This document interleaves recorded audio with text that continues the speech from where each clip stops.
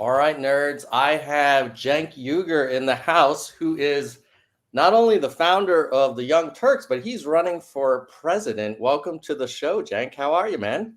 Good, brother. How you doing? I'm great. I'm great. It's good to talk to a fellow West Coast guy. I'm guessing. Did you catch any of the Newsom debate last night, or Uh, too busy? no. So I've got I still have my day job as the host of the Mm-hmm. Young Turks, but I on the program I'm not covering anything related to the Democratic primary, and that one's not really related because Newsom's technically Right. not in the primary, right? Although he's been warming up in the bullpen for a couple of months now. But we let Anna handle that, my co-host, and actually the executive producer of the Young Turks is Anna Kasparian, and so she covered that debate last night. Got it. And are you able to talk in interviews like this about that, or do you want to stay away from the Newsom? No. I can talk about anything in an interview as long as it's not on. I can even talk about anything on Young Turks as long as I'm a guest. So it's Got all it. good. Okay. What do you think he's up to? Is he running for 2028, or is he getting ready for like some big drama at the convention? Like what's he doing? Look, honestly, it's a logical move. Number one, he is getting ready for 2028, and he's now done so much media around this presidential campaign that everyone who's talking about 2028 candidates is talking about Gavin Newsom. So Yeah. well played. Okay. Number two, is he warming up in the bullpen in case something happens to Biden? Of course. Okay. And number three, is there a small possibility that and I wonder if anybody in the party has talked to him about this, that something goes wrong at some point, Mm-hmm. and then they need to put someone in at the convention. Mm-hmm. Well, he's making his case that, like, hey, if you need a relief pitcher without an election, I'm your slick haired guy. Yeah. And you don't think the automatic first choice would be Harris, given her current role? Well, now that gets into a giant mess, right? So, so number one, if Biden drops out now, which he should, he's incredibly weak candidate. He's at 37% approval, 59% disapproval. He's 22 points underwater. That is a total walking disaster, and in his case, barely a walking disaster. Mm-hmm. And so I think he should. One of my primary missions in being in this race is drive Biden out. If you agree that Biden shouldn't be the candidate, as a form of a protest, give me $1 at jankforamerica.com. And which means that I'll have a couple of $1 million by the end of the show. Because nobody wants Biden to be the candidate. There's only one person who wants Biden to be the candidate, and that's Joe Biden. It's a massive egomania. We'll get to that in a little bit. But if Biden drops out now, as he should, then everybody enters the race. They'll move around the deadlines. That won't be an issue. Like, for example, today, Florida canceled their primary, in essence, which is absurd. It's absurd. And they're like, oh, we're going to give the delegates to Biden. No, you're not. You didn't have an election. That's not a thing where you don't have an election and then you just go, I'll just give it to that guy. Okay. What if the Nikki Fried, who's a party chair there, what if she wanted to give it to her dad or her aunt? That's not a thing. That's not how it works. You need to have elections. Anyway, if Biden drops out, everybody gets into the race, including Gavin Newsom and Kamala Harris, obviously, right? And no problem. We'll find out who the strongest candidate is. That's what primaries are for. If it happens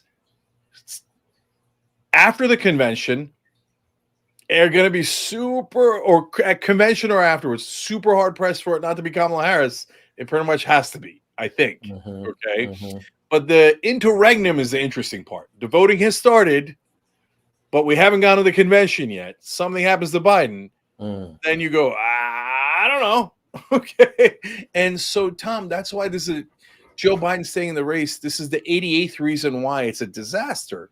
Because what if something goes wrong with his health? Then A, we don't know what the hell is going to happen, like in terms of who the nominee is going to be. B, there's going to be no orderly process for it. C, we might get stuck with Kamala Harris. And let's be honest, even Democrats in Washington don't want Kamala Harris. No one wants Kamala Harris. It feels like Kamala Harris barely wants it herself, right? So like And there's 1,000 things that could go wrong if Joe Biden's the candidate. They're nuts not to drive him out. So JankForAmerica.com. In fact, Tom, I bought BidenIsGoingToLose.com. So you can get to my website that way too.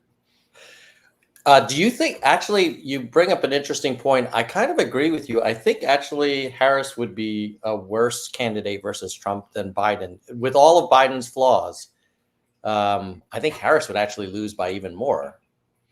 Yeah, that's conventional wisdom, and it's probably correct. But it doesn't really matter because they'd both get killed. I mean, right now, Joe Biden in the last poll, an Emerson poll, is down by 8 points to Donald Trump.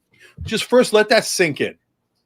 That the Democratic president is down by 8 points to one of the most unpopular politicians of our lifetime, right? And not only that, the Democratic candidate has to win by 5 in order to win the Electoral College. That's not theoretical. It's not hypothetical. Joe Biden won by 4.5 last time and barely squeaked out a victory in the Electoral College by only 44,000 votes. So you have to win by 5 in order to beat Trump. So that means Biden is effectively down by 13. So down by 13 to Trump is already a damning indictment. That means you are a terrible politician and deeply unpopular. Number 2, does this guy who cannot finish sentences, let's be honest about it, we all have eyes, we all have ears, he can't even finish sentences. He's going to make a miraculous 13-point comeback? I mean, maybe if it was Barack Obama, and Obama was never down by that much. But maybe if it was Obama or a legendary politician, but Joe Biden, who got handed this election in the last time around by the entire establishment and the press, who it was coming in 4th and 5th in the primaries, even in 2020. The guy who's never even come close to winning a presidential primary earlier in his life. He's just a terrible candidate. And now he's 81. That guy's going to make up 13 points. There's no chance of that. Biden's going to lose.com. That's why I'm in the race, Tom, because someone has to lunge for the wheel here. We're on the board of the Titanic, and we all see the iceberg, and I'm not going to willingly crash into that iceberg. It's a terrible idea. I'm not going to do it. Even if I have to bump Joe Biden out of the way, grab the wheel, I'm going to do whatever it takes. Joe Biden is not going to be our candidate because it's a guaranteed loss. Okay. Let me ask you a couple follow-up questions on this. I definitely am not enthusiastic about Biden. I wasn't last time, but I did vote for him. And I think what happened last time was that not that many people were super thrilled with Biden, but I think we all were very convinced that we didn't want another 4 years of Trump. Why wouldn't the same thing happen this time with another Biden-Trump kind of election? That basically it would be an anti-Trump kind of turnout. Yeah, this is such a great question, Tom. I'm really glad you surfaced that because I think that's floating around in the back of a lot of people's heads, and they feel like, oh, it's okay, he'll win just like last time. No, let me give you a great number of reasons why that's not the case. First of all, last time when he won, he was at 52% approval. Now he's at 37% approval. He's 15 points lower. That's not 15 votes. That's 15 points. Already it's over. There's no way he can win. Okay. But okay, let's keep going. But well, all right. Well, people don't like Trump. That's definitely true. Right. But Joe Biden has lost a lot of people in the middle. And if you're a Democrat, it's hard for you to see outside your own bubble. You know, as Democrats, we all know MAGA's in a bubble, right? They live in an alternate reality where Donald Trump won the election and doctors don't know anything about vaccines, but Bob on Facebook does, et cetera, right? So, but Democrats also live in their alternate reality where Joe Biden and the Democratic Party have not started to lose Latino voters, younger voters, black voters, et cetera. But the polling indicates they have. We just refuse to believe it, right? So now Trump is up to 22 points with African Americans. That might not seem like a lot, but historically, that is a giant number for a Republican. And kiss the election goodbye if that number holds. So now, but that's the best number. Wait till you get a load of the other ones. Democrats used to have a 42-point lead among Latinos. You know what it's down to now? 4 points. They've lost 38 points of ground. Okay, and I'm going to tell you why in a second. Now, younger voters carried Biden to victory in 2020 definitively. That demographic decided the election. Okay, the percentage of number of voters in that demographic went up, and the percentage they voted for Biden was sky high. Okay, so this time around, Trump is now winning younger voters by 4. There's just no chance Biden can win. And if you're wondering why is he losing younger voters and Latinos? I don't get it. Everyone that I know likes Joe Biden. We're all comfortable and we're all making good money and the economy's good. I don't get it, because they don't live in your demographic. They don't live in your reality. So for Latino voters, the number one thing they care about is jobs and the economy. Okay. It's not my guess. It's the polling. It indicates it clear as day, right? So the Democrats keep saying to Latino voters, yeah, we didn't really deliver for you. But don't you hate Trump? And it's just gotten old. And they're like, no, not really. No, we don't hate Trump enough for you to deliver nothing and then expect my vote. For younger voters, the Democrats and Joe Biden came in talking a big game. Oh, we're going to do student debt relief. We're going to do higher minimum wage, which pushes up wages for everyone. We're going to do, all these different things that matter to younger voters, right? And then, legalizing marijuana, et cetera. And then they barely did any of them. So Joe Biden did student debt relief. You know what percentage of the student debt was wiped out? 10%. And you could say, hey, 10% is better than 0%. The Republicans would have done 0%. That's totally true. Okay. But at the same time, this is what Democrats always do. They get elected and they give you 10%. And then they go, why don't you thank me? Well, now younger voters have said, no, I'm not going to thank you for giving me 10% of what you promised. That's not like a stellar record. And then you look at all the other issues, and Biden's terrible on it. And now, because of his 100% support of Israel and the atrocities that are happening in Gaza, gone. Younger voters are gone. By the way, Arab voters used to support Biden by over 70%. He's now down to 15% with Arab voters. So kiss Michigan goodbye. It's gone. And a Democrat has almost no chance of winning if they don't win Michigan. What I'm trying to explain to people, Tom, is this is math. There is this, you can't wish it away. And you might be surprised that Latinos are going to vote for Donald Trump and young people are going to vote for Donald Trump. But the numbers don't lie. They're going to, whether folks on the cocktail circuit believe it or they don't believe it. And so one advantage I have, Tom, is that I believe in numbers. Like I said that Donald Trump was going to win in 2016. And I was on ABC's This Week with George Stephanopoulos, and the rest of the panel laughed out loud. It was an LOL moment, right? They're like, oh, Trump winning, no way. And at that time, Hillary Clinton had a 10-point lead. It was right after the Democratic convention. And I said, look, guys, I've seen poll after poll after poll. Yes, now Hillary has the lead. I hear you, okay? But before that, she was losing to Trump in so many polls, but the Democrats would not believe it. And I said, look, this is a saccharine high from the convention. It's going to come back to the normal polling numbers that we've been seeing throughout. And the country hates the establishment. And what does the Democratic Party give them over and over again? The establishment, Hillary Clinton, Joe Biden. No, not Bernie Sanders, not progressives, not Cenk Uygur, not Marianne Williamson, not Nina Turner. No way, not progressives.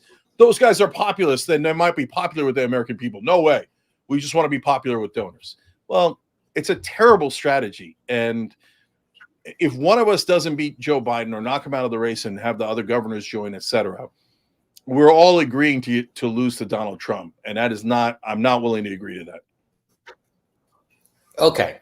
So let's just, for argument's sake, because I kind of agree with you that it does seem like Biden has support for Biden is definitely sinking, and maybe people won't vote for Trump, but they might stay home. And we know the Trump voters, like they're going to turn out. Bingo. How does the nominee for the Democratic Party change? Because I feel like this is already decided, and like, what is the path for someone other than Joe Biden being the nominee, aside from like a medical emergency or something? So look, normally what happens is the leader and leaders of the Democratic Party decide who the candidate is, and then they shove it down the throat of their voters. And they're oftentimes voters are like, no, like Bernie had like a 12-point lead on Donald Trump. He would have beat Donald Trump back in 2016. And they're like, no, no, no, no, we don't want to win. We just want to take our guys who are super corrupt. Because look, let's now, Tom, let's be honest about this. Corporate campaign contributions are bribes. ExxonMobil isn't going to give you money for their health or for your health. They're businesses. Anyone in business knows that you have to get a return on investment. In fact, it's their fiduciary responsibility to get a return on investment. So they pour in hundreds of millions overall, collectively, billions of dollars into Democratic leadership, as they do with Republican leadership. And then they expect the return on investment. So those giant business interests and the lobbyists and the Democratic leadership are all in bed together. And that's why they say, no, we should pick the leader, not the voters. That's why today, like I said earlier, Florida cancels their election. They're worried that I'm going to beat Joe Biden. Marianne Williamson or Dean Phillips is going to beat Joe Biden in Florida. So they go, no, our voters will not get to decide. We will decide. And they don't want a progressive because a progressive is non-corrupted. We don't take corporate PAC money. And so, like, for example, if I were to, and I know it's a long shot, but if I were to win, I would totally remake the DNC. I'd fire almost everyone in leadership, and I'd put in progressives, and I would change the rules, for example, so you couldn't use corporate PAC money in the primaries. Because why shouldn't the primaries in the Democratic side be fair? Why should one side get to take all these bribes and beat other people that didn't take the bribes? That's counterproductive. So I would change that rule. Now, when Democratic consultants and lobbyists, which actually run the party, hear that, they're like, oh, no! Well, then how the hell would we buy the politicians? Exactly. So that's why the leadership is always going to pick, honestly, the worst candidate, the most corrupt candidate, the most establishment candidate, and the one that is most likely to lose, because every poll shows that the country despises the establishment. And again, they live in their own bubble, so they don't realize that they're despised. On the cocktail party circuit in Washington, they think that they're the toast of the town, that the country loves them. It's not remotely true. No poll shows that. Every poll shows the exact opposite. So normally Democratic leadership decides, and then they enforce that through a lot of different means, including mainstream media. Mainstream media basically handed the election to Joe Biden in 2020 over Bernie Sanders. I can give you 1,000 examples of how they did that, right? It's not conspiratorial. There's no memo written. It's groupthink. It's bubble think, as we've been talking about, right? But this time around, the situation is a little bit different because now even people inside the establishment are panicking. David Axelrod, James Carville, I would argue Bill Maher. So many people are going, whoa, whoa, whoa, whoa, whoa, whoa, we're going to lose. We're obviously going to lose. What are we doing? Why are we going to lose on purpose? And even mainstream media, which normally would be dismissive of progressives, outsiders like me, et cetera, are like, huh, interesting. Tell us more, right? Why are they saying that? Because they also can see the numbers. And look here, Tom, last thing on this part of the thing. I've been covering politics for 28 years. And we all know, every political analyst that's in this game knows that an incumbent under 50% is likely to lose. Joe Biden is under 40%. So the people in DC that understand politics, they all see the handwriting on the wall. They all know that Joe Biden's going to lose. So this situation is a little different. There actually is a good chance that you could push Biden out. So naturally, the next question is how? Okay, so here's how. You wound his ego. Because and this is the type of thing that Democrats don't like. They're like, no, be civil, don't fight each other. No, okay, just agree, just bow your head. Oh yes, Democratic leadership, pick whoever you like. Oh yes, serve the corporations, right? No, first of all, no generally. But in this case, look, Joe Biden, 77% of the country thinks that he might not be able to finish a second term. Like, that's devastating. That's 3/4 of the country who think he's so old he might die in office. Let me just be blunt about it, because that's what the American people are saying. Okay. So he's saying, no, I don't care that I'm 81. I don't care that I promised to be a transition president. Basically, I promised to be one-term president. I don't care that I'm 13 points down to Donald Trump, in essence, 22 points underwater. I don't care. I want a second term. Because in Washington, a one-term president is considered kind of like a loser. And a two-term president is historic. So Joe Biden's like, I am going to be a two-term president. My ego demands it. Okay, so he's a massive narcissist. So how do you affect a guy who's operating purely on ego? Well, that you affect his ego. And so, Tom, think about it this way. If Joe Biden loses Donald Trump, and this is true whether I say it out loud or not, and everyone watching will recognize this. If Joe Biden loses, which at this point is an enormous likelihood, right? If he loses, history will judge him to be one of the greatest villains in American history. Full well knowing that he was massively down. He was 81. Three-quarters of the country didn't think he could finish his second term. The majority of his own voters didn't want him to run. He put his ego above his party, above his voters, above his country, above democracy. History will despise Joe Biden. They will think he was an even bigger narcissist than Donald Trump. So I'm here to deliver that message to Joe Biden. So if you want to take a chance with our democracy because of your, honestly, your goddamn ego, well, then I'm going to wound your ego really, really badly. And I'm going to tell the whole country during this election and after the election, Joe Biden lost democracy on his watch because of his stupid ego. Let me play devil's advocate with you for a minute. Even though like I'm very lukewarm on Biden, I could argue that he, in his heart of hearts, believes that Trump is a real threat to the country. And he believes that, hey, I beat him before. I can beat him again. I can run on, low unemployment. I've done okay with Ukraine, infrastructure, inflation reduction. Like there's been accomplishments. And because of that, I'm going to run. And if Iowa and New Hampshire and keep going, and that's democracy. Okay. So, first of all, did Joe Biden do a good job? Look, I could debate that all day long. I think he did about 10 to 15% of his agenda. Is that better than an average Democrat who usually gives you just 5% of his agenda? And then you have to beg and plead to Democratic leaders, please, can you do the things that you promised? And then they go, well, no, you have to push me harder. Why do we have to constantly push these guys?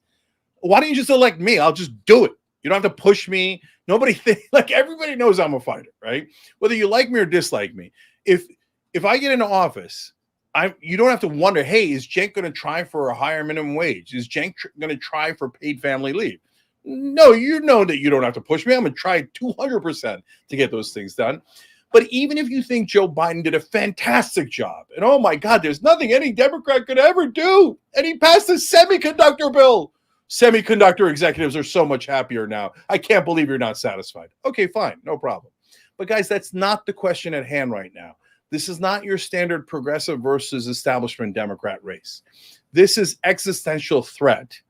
So Joe Biden's going to lose. That's the number one problem through number 99 problem. Okay. So now you say, Tom, well, I mean, didn't he win last time? Mm-hmm. Let me give you an analogy. So I used to play my nephew, Hassan Piker. He's got a show on Twitch in basketball as he was growing up. And I wanted to teach him the school of hard knocks, so I never let up on him. And he had to beat me straight up, right? Playing super hard. And finally he beat me when he got to the age of 17, and I must have been 38 or so, right? And that's because at that point he was 6'2", mm-hmm. and I'm 5'9", all right? And he did a great job, and I'm super proud of him. Now he's 6'4", and I'm 53, okay? And I got bad knees. So if I said, oh, what do you mean? I beat Hassan before. I beat him hundreds of times. Well, I could beat him again. No, but brother, it's a different day. It's a different situation. Now you're 53 with bad knees and the brother's 6'4". You're not going to beat him, right? So when Joe Biden was at 52 points, was it believable that he could beat Donald Trump? Of course, he's at 52 points. Why couldn't anyone win at 52 points? Well, besides which, Donald Trump is very unpopular, right? But when you're at 37 points and 59% disapproval, and you're down 24 points on the economy, no, it's a different ball game. You're 81 years old. You got bad knees, bad everything. No, this is not saying I won before is irrelevant. That's absurd. It's like it's like saying Dennis Rodman saying, well, I won a championship before. I bet I could play for the Lakers and win one now. No, you can't. It's a different scenario. So that's why, Tom, it's not that he thinks, oh, Trump winning is an existential danger. I think Trump winning is an existential danger. But what Biden is saying is, I'm going to risk democracy, even though I'm 13 points down, because I want to win. You know what I would do in a situation like that? You say, hey, Cenk, you got to play Hassan again in basketball, okay? And you know what the situation is. But if Hassan wins, we lose democracy. Okay, now you pick, Cenk. Are you going to play him, or are you going to bring in someone else? You know what I would bring in? I'd bring in LeBron James, because I wouldn't want to lose democracy. I wouldn't go, no, my ego says I'm going to beat him. I don't care that he's 6'4" and I don't have knees left. I don't care. It's going to be me. And I'm going to be the one who gets all the glory. No, that's just being selfish. That's why I bought selfishjoebiden.com. Also redirects to myself. There's a lot of domains under your ownership right now, Cenk. Okay, I hear your argument. What do you think is going to happen in Iowa, New Hampshire, South Carolina? Because one could argue, hey, the primary voters, if they find this argument convincing, they will not vote for Biden, and they'll vote for other people, and that's democracy. Yeah.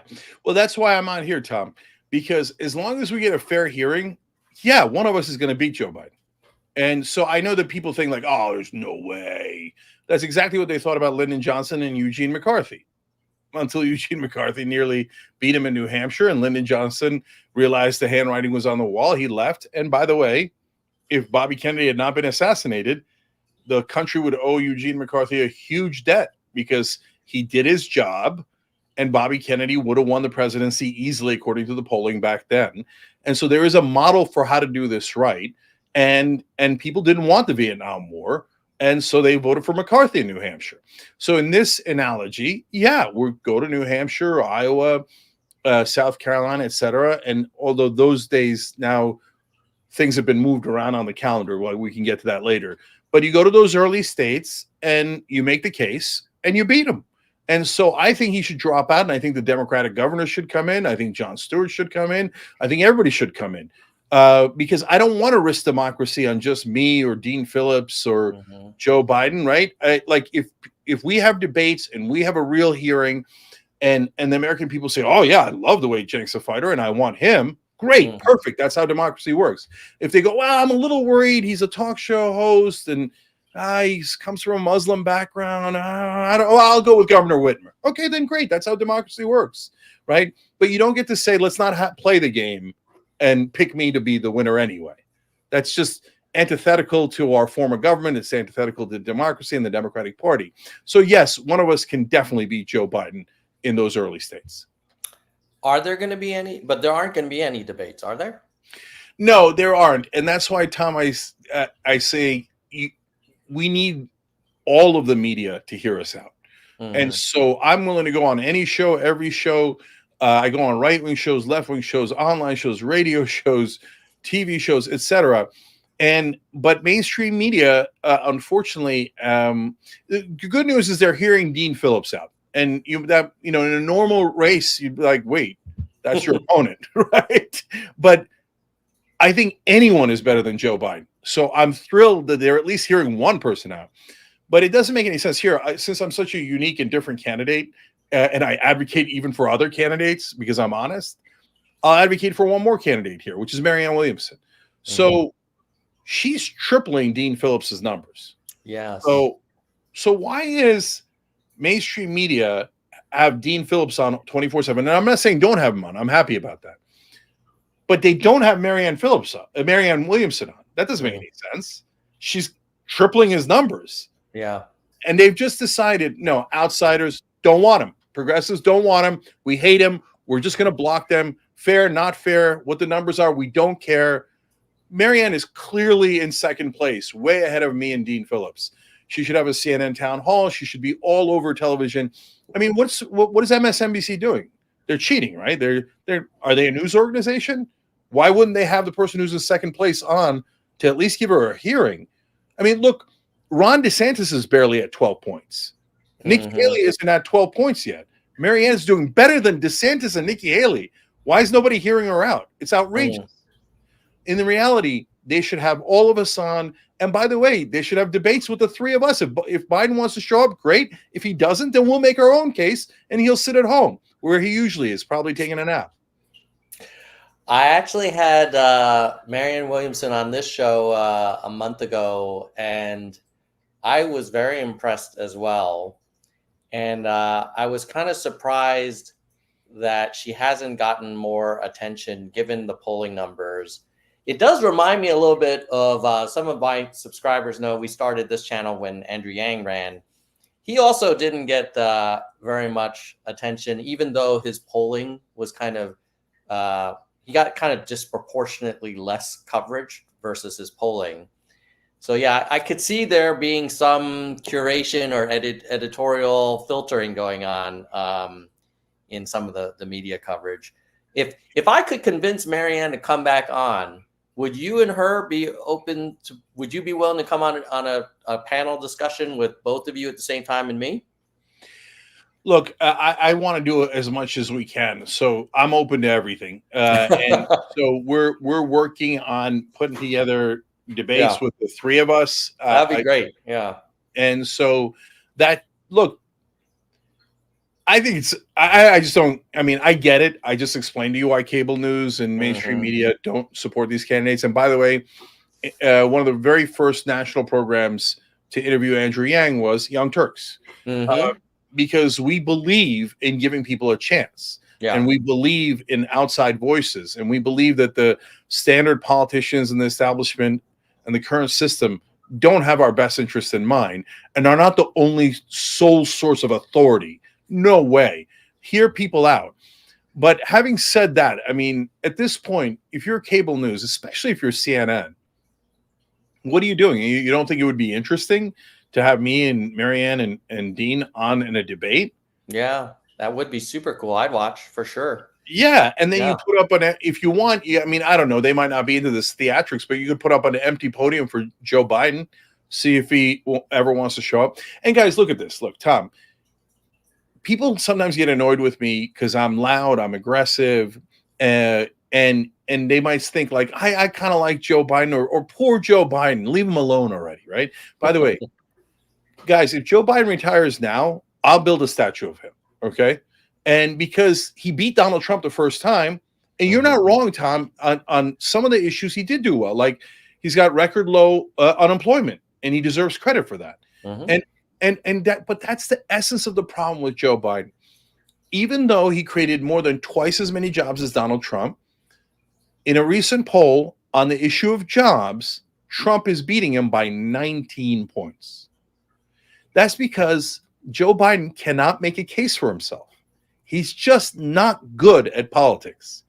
That's why he's getting crushed by 24 points on the economy, 19 points on jobs, even though he should be winning on those. Tom, look, you know, for the NPR listeners, they're like, oh, Cenk doesn't whisper, Cenk's too loud, etc. But you know I'm right. Even if you don't like me or you don't like my style, you know Joe Biden's too old. You know these numbers are devastating.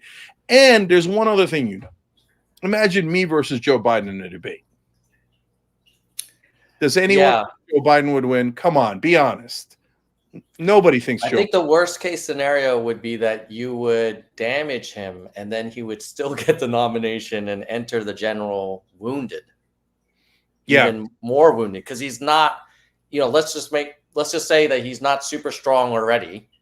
And then he gets beat up within the party and then he kind of enters the main event all bloodied. Yeah. So, Tom, that's such a good point. And think about when I entered the race. Okay. So I entered relatively late, right? Mhm. So why did I do that? Well, there's two reasons why. One, I try to get everybody else to enter the race because I've got a whole bunch of issues, right? People are going to say, oh, he's a talk show host. He's a loud guy. He's on YouTube. He's Muslim background. He's atheist. He's naturalized citizen, blah, blah, blah, blah, blah. There's a million issues, right? Yep, And yep. then media is generally predisposed to hating me, right?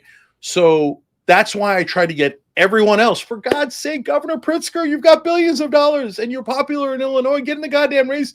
You'd have a lead over Trump instead of being down 8 points to him, right? Every one of these governors, Governor Newsom, Governor Whitmer, Governor Shapiro in Pennsylvania. First of all, Shapiro in Pennsylvania, Whitmer in Michigan would carry critical swing states, critical, right? And they would all start 10 points higher than Biden. So these are just flat out numbers. So I try to push them into the race, but unfortunately, none of them are profiles in courage. They're like, but I was told to obey. God. So then it became an emergency. Why? Because when Joe Biden's at 45 points, you don't want to hurt him because then he has a chance of beating Trump. Then you go, okay, I got you. He's not an ideal candidate, but the governors didn't come in. Somebody like Jon Stewart, who I think could do a wild card race and could win, he didn't come in. What am I going to do? Okay, we go with Joe Biden, right? Because you can't have Trump win. But when he's at 37, Tom, it's already over. You're just wishing upon a dream. I agree, and I have seen the polling for Biden versus Trump. I would say that the polling within the Democratic primary does show Biden well ahead of Williamson and Phillips and yourself. So, isn't that the Democratic Party voters are saying, despite your arguments, which I find very convincing, they're not ready to change horses. They want to stick with this guy. Okay, two things about that, Tom. Number one, if we go to the actual voting and then that's the decision the Democratic voters make, then it is what it is. And that's called democracy. And so there's nothing wrong with that. Okay. I trust the voters. Now, but if you do it based on polling well before the voting starts, and the American people never even heard us, how would they know if I'm better or worse than Joe Biden if they've never even heard of me? Right? How would they know if Marianne Williamson should win or not if they never put her on TV? Why don't you let the voters actually see us so that they can either say, oh, Cenk, no way. I don't like that guy. Blah, blah, blah, that guy. I can't stand him. Okay, then God bless. No problem with that, right? Or they go, man, I can't remember the last time a Democrat actually fought for us. And that sounds pretty good. Like, it sounds like he's really going to try to pass those bills. And I love those bills. And Joe Biden didn't do anything, right? I mean, look, one last aside here, and then I'll finish up this question. Paid family leaves at 84%. That's moms and dads, depending on the situation, getting 12 weeks off after they have a baby. Almost every country on earth has that policy. And certainly every developed nation has it. Estonia has 82 weeks off. We have 0 days off. 0 in America. It's barbaric. And the good news is American people know it. Paid family leave polls at 84%. Now, if you can't get a bill that is polls at 84% passed, you suck at your job. Retire, become a dentist. Okay? Because, look, that means you didn't fight for it. That means you never wanted to pass it in the first place. So how would I pass paid family leave? I would propose it as a single issue bill, and then I would make the Republicans vote against it. 74% of Republican voters want it. And then I would say, hey, you know what? I guess Republicans hate moms. That's a fact. They say to moms, grab your baby the day after you deliver and get back on the assembly line because my corporate donors need your ass on that assembly line. And I hate moms. I don't give a damn about you guys anyway. That would be a fact based on the voting. But the problem is Democratic politicians also take money from those corporations. That's why they don't propose a bill that is deeply, deeply popular and that they could easily win on. So if you pick me, you're going to get a fighter and you're going to get somebody who's definitely going to pass paid family leave. So let the voters decide that, but they got to hear us first. Yeah. Does that make sense? It does. And if I were to make a prediction, I'm guessing that the DNC will not have any debates, and Biden won't voluntarily do any. And if I were on the Biden campaign, I would probably advise him not to. Yeah, I would say, like, I agree with all that. No upside for you.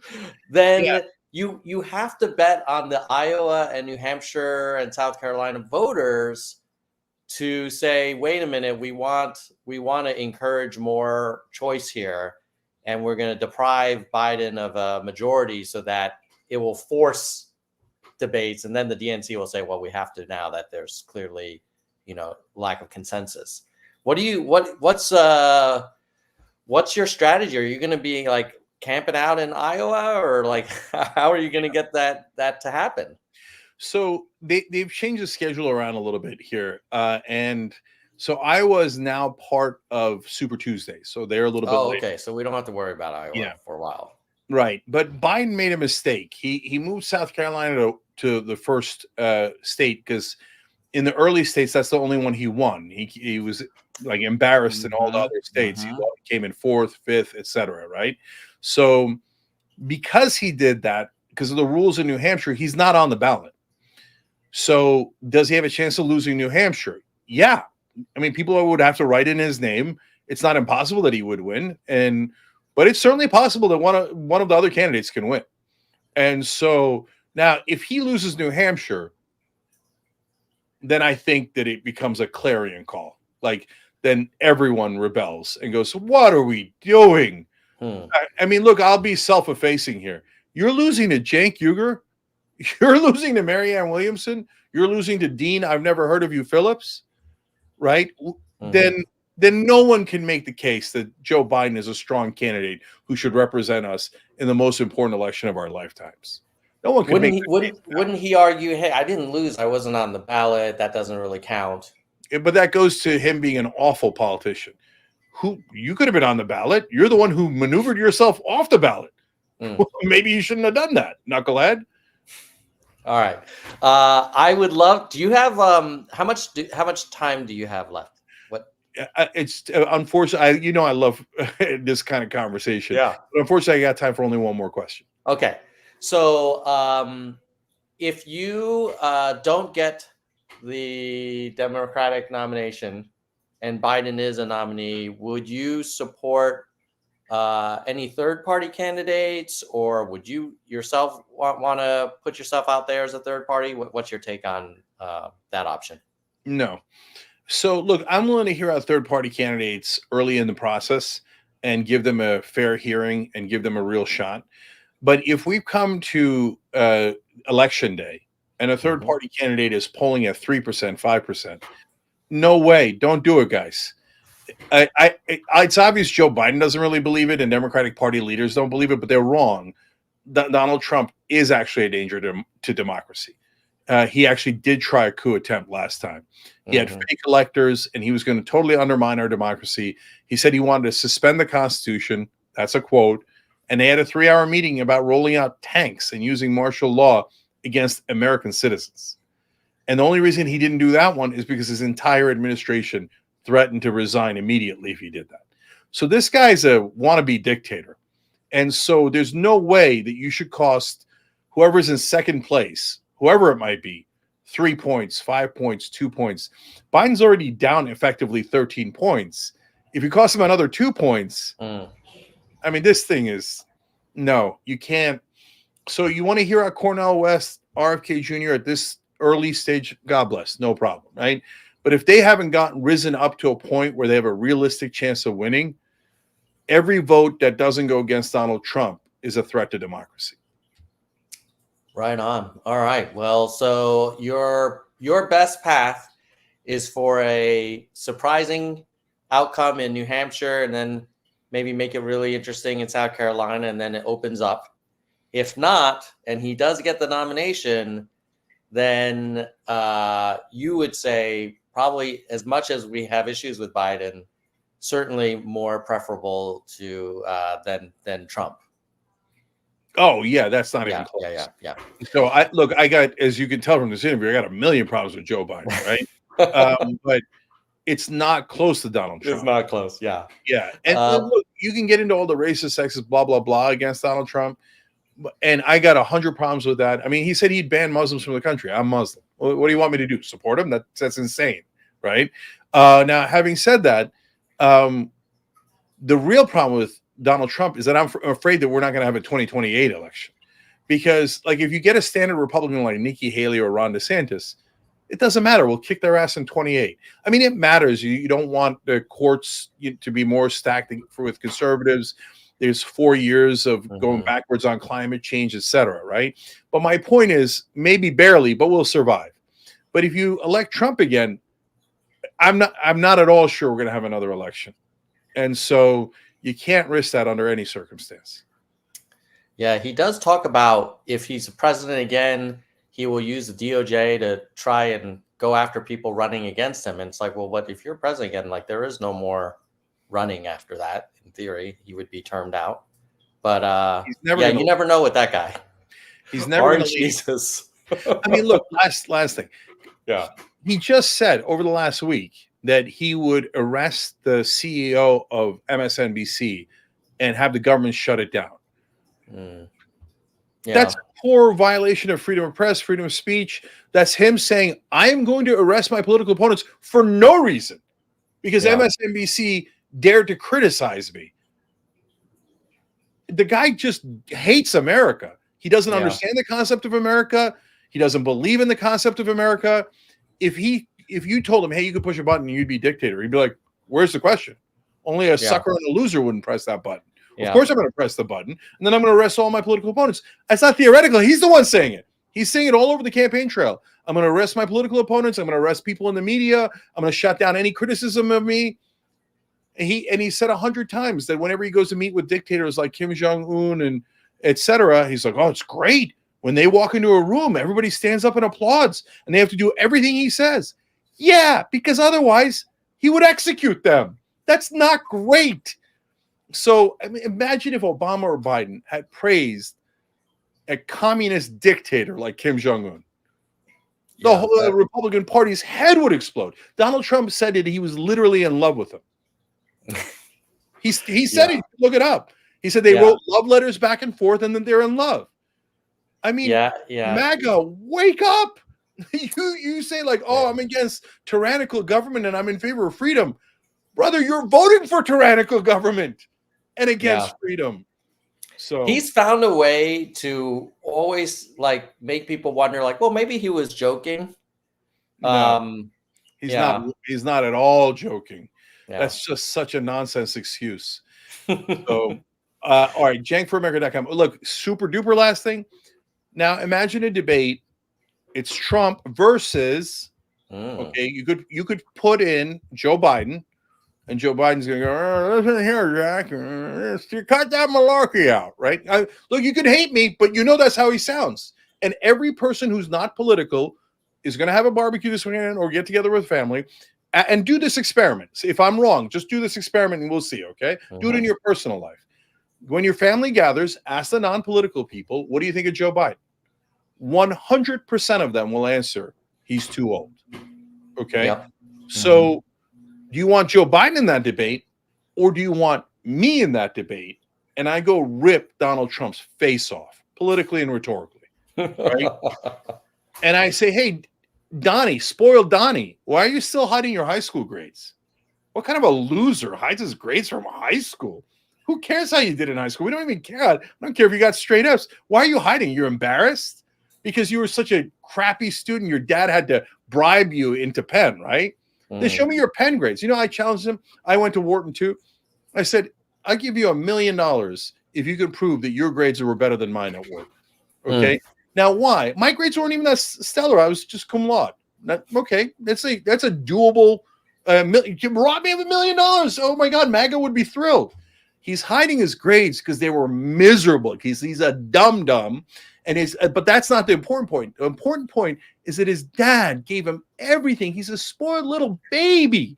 That's why when he lost the election, he's like, they took my toy away. I was playing with the American government and I almost broke it. I want to keep my toys.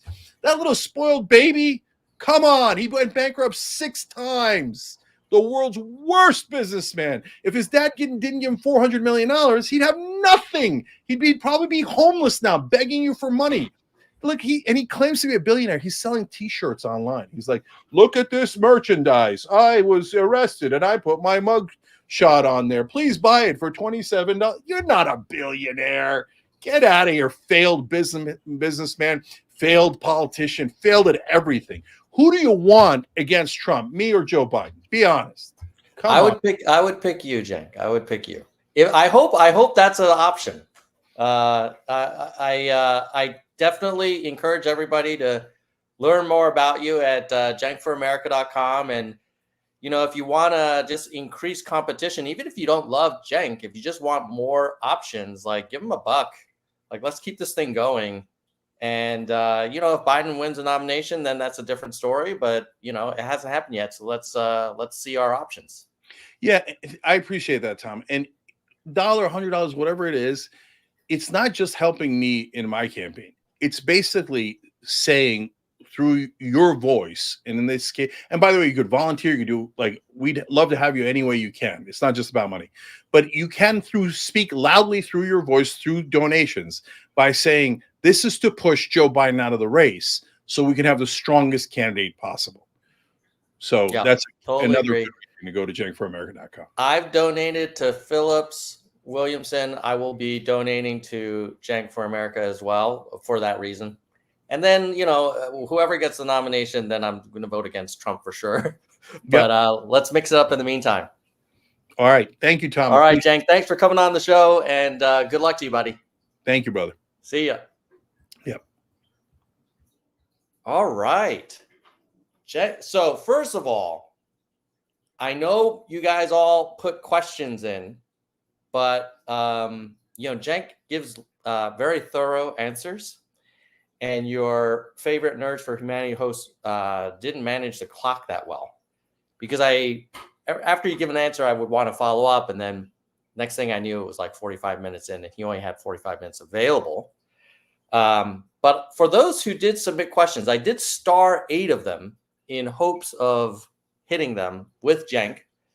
But, we're still here, right? So why don't we just discuss them between ourselves? So I'm going to highlight the 8 questions that I had starred.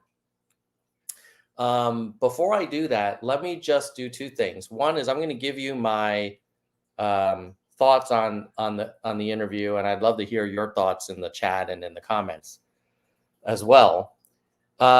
Clearly, a very comfortable communicator, high energy. I was very impressed how enthusiastic and how much he brought to the interview, because I'm thinking, like, my God, this guy's probably given this interview a million times, and he had his espresso before this show. So that's awesome. So thank you, Cenk, for bringing your full self. I do agree, and I'm kind of worried that he might be right, that as much as Trump is, I wouldn't call him the Antichrist, but he's anti-goodness. Biden was not a strong candidate 4 years ago. May have benefited from the pandemic. He's slower now. He does have achievements he can point to, but he's just not a great campaigner. He's never been that great of a campaigner. So I really would have hoped that the Democratic Party would have encouraged a more open competition for the nomination. I realize that tradition and history is that sitting presidents don't have to really kind of interview for the job that they have, but the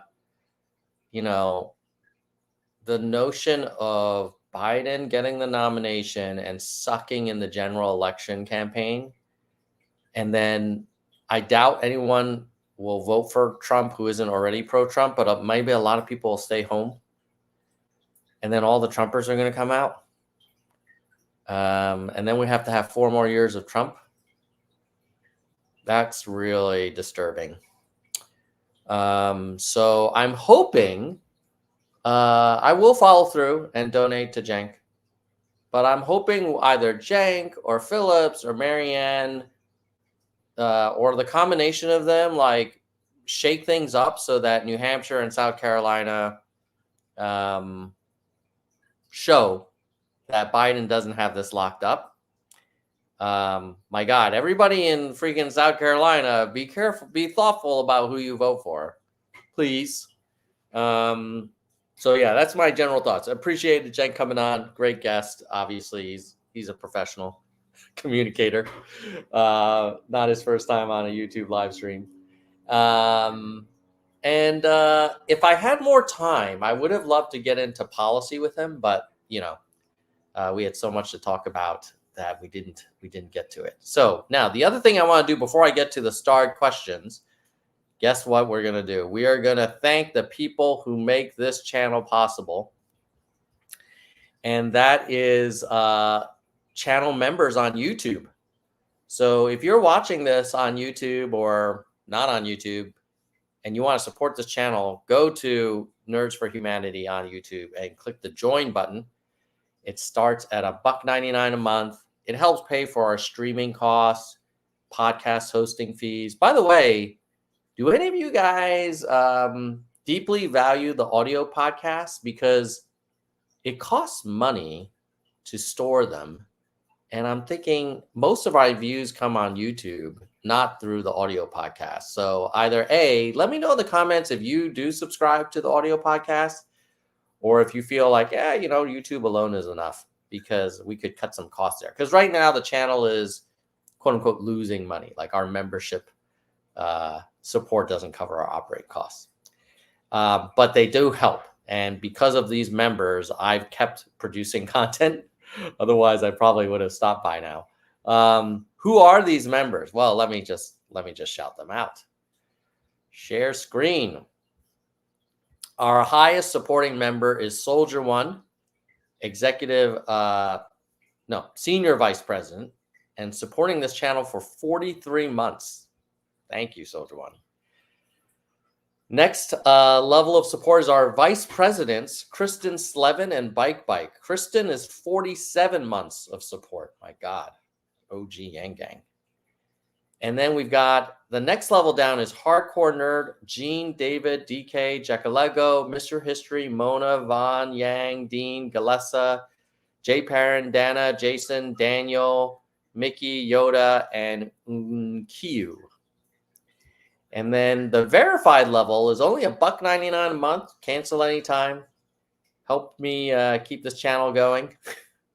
Longest standing verified nerds: Lisa, Brandon, Sophia, Doris, Emerald, Ben, Jagged, Shoni, Dr. A, William, Karen, Mai, Brittany, Lori, Wana, Kevin, Hope, T, Jeremy, David, Nicholas, Mike, Zig, Roberto, Jackson, Lantern, and Cindy. And overall, let's see who are our youngest and oldest nerds. So the people who've supported this channel for the longest period of time, the top 5, are Lisa, Jean, Kristen, Brandon, and David. And our newest nerds are Lantern and Cindy. So welcome to let me give you a welcome to the Nerd Zone gong. Oh, by the way, wasn't that crazy when a freaking internet went out because my son was playing Fortnite? I told him. Interviewing. So welcome again to Lantern and Cindy. Okay.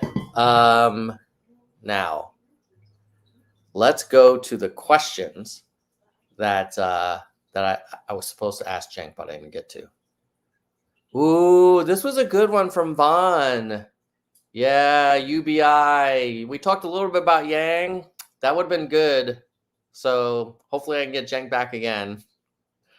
Cenk is not for third party. Why keep messing with the DNC? I think his argument is that a third party, unless it has a path to 270 votes, would likely, in his mind, and I kind of agree with him, be more helpful to Trump, or have it decided in the House of Representatives if nobody gets 270.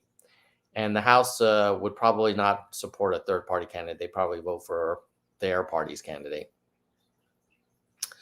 Then Lou was asking, if Biden is running mainly because he doesn't want to be treated as a lame duck, when would be the right time for him to drop out to have a handpicked successor? I think Cenk was basically saying he should drop out ASAP. I think he was saying if something happens to Biden after the nomination, after the convention, it'll have to be Harris, and then Harris will even be worse against Trump. Aries, democracy, yeah, we didn't get a chance. I mean, he's very against corporate PAC money, so I would imagine he's supportive of democracy dollars. But yeah, would have been a great question. Lou, Phillips is the only elected official. What would it take for his campaign to actually stop Biden? I think Cenk was saying what it's going to take is South Carolina and New Hampshire speaking loudly that this is they're not all for Biden. Because if Biden has a big win in South Carolina and maybe even New Hampshire, then yeah, I have a feeling people are not going to take New Hampshire seriously because Biden's not on the ballot there. So if Biden doesn't get more than 50% of South Carolina, then I imagine all bets are off. That a lot of people might say, "Hey, I want to put my hat in the ring," or "I want to be considered." And then who knows? Maybe you get a Phillips. Yeah, it'd be interesting. I'm trying to get Phillips on the Nerd Show. So if anybody is volunteering for the Phillips campaign or knows someone over there, let them know. I've contacted them a few times. Vaughn, why mess with the DNC? Yeah, I think Cenk would say, look, I think at the end of this interview, he was like, as much as he doesn't like Biden, Trump is a freaking existential threat to the country. And so therefore, the only way to beat Trump is through the DNC in his mind. Yeah, okay. And Dusty, Cenk live on Nerds for Humanity. Yes, I will let Cenk know. So I think those are the main things. If you like Cenk or want to know more about him, I do want to promote ofthepeople.us, which is my nonprofit project. And you'll see he's actually trending there. You can see, I think I'll put his Nerds interview here later, but you can read more about him and then you can write a review. In fact, I wrote a review before this interview, but I'll show you how easy it is. Hold on one second. I'm gonna stop sharing. I'm gonna log in. Well, let me log in first. Okay, I'm gonna share again now. So now I'm logged in. I logged in here, and I'm gonna go here, and I'm gonna delete my old review. And I'm going to write a new review. So this is how easy it is to write a review on Other People. I spent 45 minutes with Cenk on the Nerds for Humanity podcast. I found him energetic, enthusiastic, had a strong set of arguments, and convinced me of the risk of a Biden general election campaign. He's obviously a long shot, but I approve. All right, submit. That's it. And then your review would show up as well. So, and then you can also approval vote him. I've already done it, but I'll remove it here. And you just click this approve button and bam, it gives him the approval. And then you can go here and filter by just the POTUS candidates. And you can see some other ones that are up here, like Marianne, RFK Jr. And if you sort by all time, you'll see Marianne Williamson's got the second most, and RFK is third. And then within the Republicans, who's got the most approval votes? Chris Christie, Nikki Haley, and Youngkin. Vivek was moving up in the past, but then he kind of plateaued. So anyway, that's ofthepeople.us. Check it out. And thanks to, let me thank the people who support Of the People, because that's also a volunteer project. So if you go to About,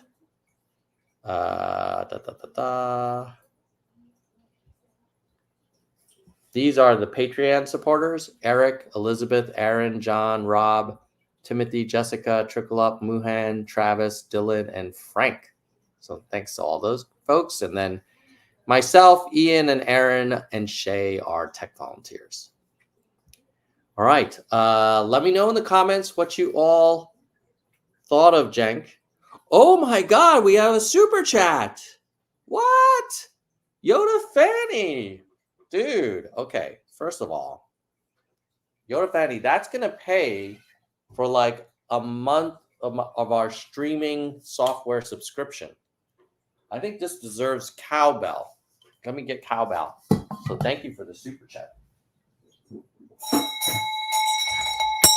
Woo!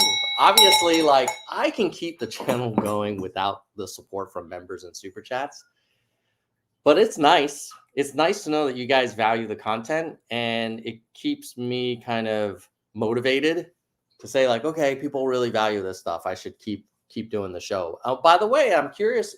Let me know. I've been doing a lot more YouTube shorts. So they are these 60-second kind of campaign update videos. Let me know if you guys have noticed those and if you value them, or if you prefer that I do more of these long form streams.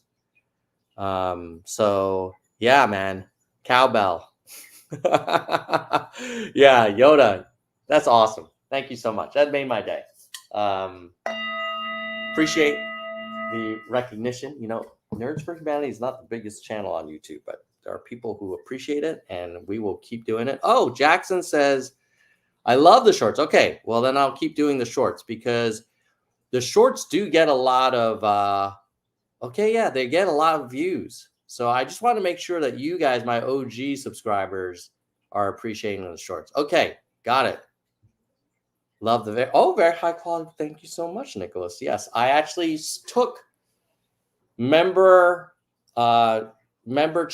member donations and used it to buy the premium version of a video editing software thing. So you guys make all this content possible. All right, have a great weekend. I'm gonna go see Godzilla tomorrow.